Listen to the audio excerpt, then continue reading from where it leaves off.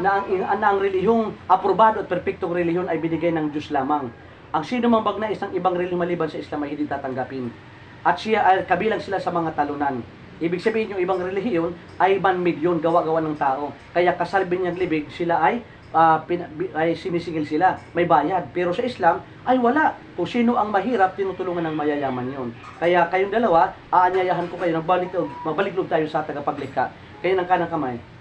Sabihin niyo, Ashhadu an la ilaha illallah wa ashhadu anna Muhammadan abduhu wa rasuluh.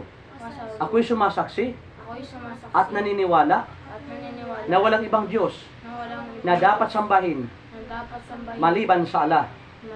Ako'y sumasaksi at naniniwala na si Propeta Muhammad ay huling sugo ng Allah. Assalamualaikum.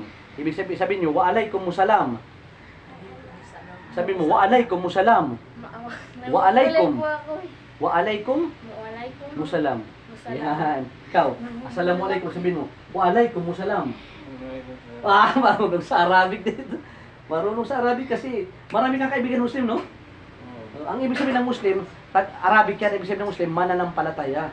Oo, at yun ang tutong ng mga mababait. Di ba si Jesus mabait? Muslim yan eh. Abraham, David, Moses, Jesus, kasi mababait sila. Mga Muslim sila. Si Binhid Maria, ang kasuotan marangal, mabait yun. At marangal ang pananamit. Tinan mo yung mga pananamit ni Birhen Maria, di ba?